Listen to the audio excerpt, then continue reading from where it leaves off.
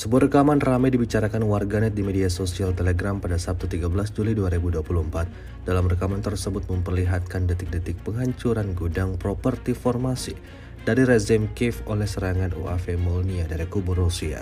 Segala cara dilakukan militer Rusia untuk membuat rugi kelompok musuhnya.